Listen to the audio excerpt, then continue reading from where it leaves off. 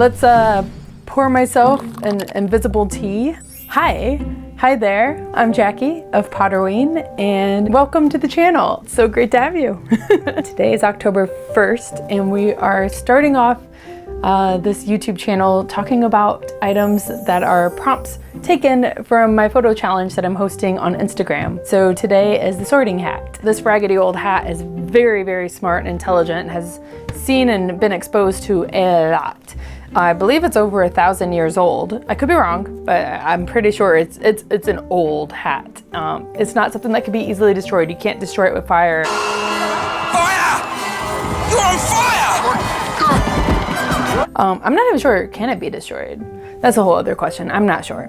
The sorting hat is created by the founders of Hogwarts. There's Godric Gryffindor, Rowena Ravenclaw, Helga Hufflepuff, and Salazar Slytherin. They enchanted the hat. I believe it belonged to Godric Gryffindor. Yeah, and they put knowledge in it so that it can sort students based on like different qualities that they possess. One thing that I really like about the sorting hat, the fact that you also have a choice to choose where you want to go. Love the quote. It is our choices that show us who we truly are, far more than our abilities. See what it puts me in? Oh my goodness, I almost just dropped it. That is terrible. This is what it does. There's nothing hidden in your head the sorting hat can't see.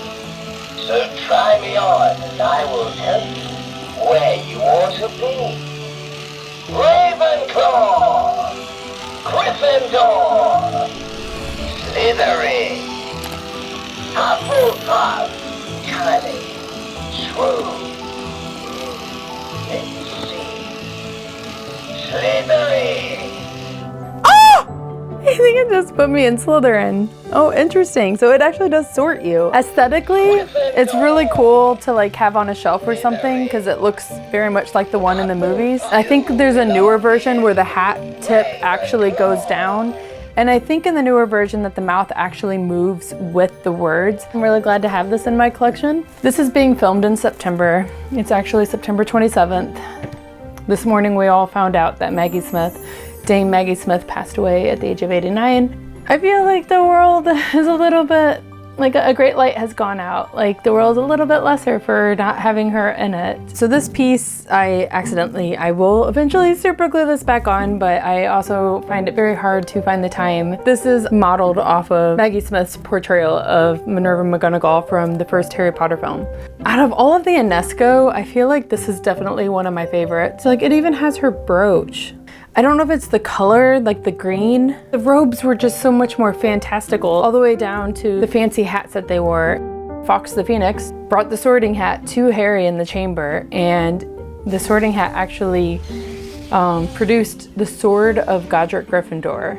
And with that sword, Harry was able to stab the basilisk. Yeah, Fawkes brought the sorting hat, saved the day, saved Harry, which makes me really sad that Dumbledore died because poor Fawkes, I think, flew off and we never saw him again. It is interesting that Maggie Smith passed away today, September 27th, when exactly a year ago today we lost Michael Gambon, who played Dumbledore through movies 3 through, well, parts 1 and 2 of 7. It's just an interesting coincidence. The last big sorting hat item that I really wanted to share with you guys is a vintage version of the sorting hat. This is official Harry Potter merch.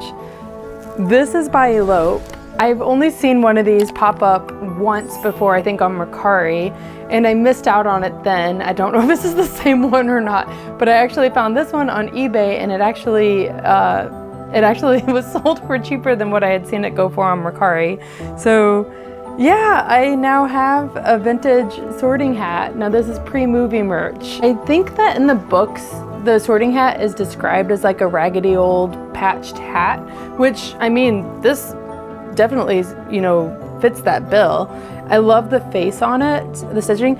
I actually am more partial to this one than the one that I just showed you. What I like about it is that when you put it on your head, I feel like it's more like the sorting hat would actually be. You kind of get hidden under here.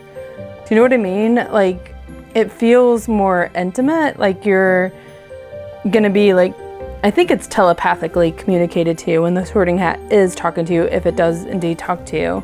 So when Harry's like moving his head around while it's on his head, I don't think any of the other students are aware of the conversation. No, I really do need to reread the books again. Yeah, it's been a while.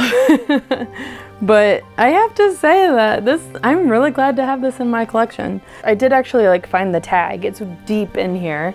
But yeah, it says Harry Potter. It's a purple tag and the year is 2000 and we are in 2024, over 24 years old, or just about, yeah, 24 years old. So pretty dang cool. Oh my gosh, like the details on this, it is incredible. This one's a beauty. This is just so creative. Okay, let's put them side by side. Let's do comparison. Okay, which one do you prefer? Do you prefer vintage or the new one? When I was saying that the books describe this as raggedy, old, and like the patchwork and stuff, I don't know if they ever like described the color. I think it's interesting that this one's black and then they decided to go with like a brown color for the movies. I am very much interested to see if they're gonna keep the Sorting Hat the same or if they're gonna change up the props in this new HBO TV series. And if they do change up the props, I wonder what the new version of the Sorting Hat will look like. I do have other Sorting Hat items in my collection. I have a pin board behind me. I think I have some Sorting Hat pins. I have a Mina Lima print of Harry with the Sorting Hat and all the floating candles, you know, in the Great Hall. This is by Department 56, 2000. And it's like a little box. There's little stars in here. Gosh, the details of everything in this world. There's Harry sitting there under the Sorting Hat. Trying to think if there's any other like Sorting Hat pieces in my collection. If there are, I can't think of them right now. And this video has gone on long enough. So yeah, I think I'm gonna wrap up today's October 1st video. My fun little wand holder here that I got from Michael's not too long ago. And again with the Gryffindor sword, because I myself am a Gryffindor. I mean, here I am doing a video about the Sorting Hat and I'm not even talking about what house I'm in. Yeah, so for those of you who aren't aware, I am a Gryffindor. I was not always a Gryffindor. Before the Pottermore website came out with the official J.K. Rowling quiz, or J.K. Rowling approved quiz, I identified myself. I chose that I was a Slytherin, and I even went to Rockstock. Yeah, it was like Woodstock, but Rockstock, like Wizard Rock. So like W-R-O, anyway. Rockstock 2009 and 2010, and I was part of like the Death Eaters Quidditch team that we put together. And the number on my back, I chose number 6 for Half-Blood Prince, who is Severus Snape. So we all chose like a Slytherin to represent us. I remember someone chose Peter Pettigrew, and I like secretly thought that was kind of funny because like he's not a Slytherin. No, but I mean, he was a Death Eater, so I mean, it worked. Yeah, just good memories, good times that I've had in this fandom, honestly. And yeah, I've had times in my life where I kind of like, I guess, moved on from Harry Potter, but I mean, in the back of my mind, like, it's always been there. I've always, I mean, Hogwarts is always there to welcome you home when you have hard times in life. Like, Emma Watson said, it's stories that, you know, you find comfort in. So if you liked today's video, make sure to give it a thumbs up and subscribe for more magical content. And don't forget to write in the comments down below what house the Sorting Hat placed you in, and if you guys had a house flop at any point in your journey. So until our paths cross again, mischief managed.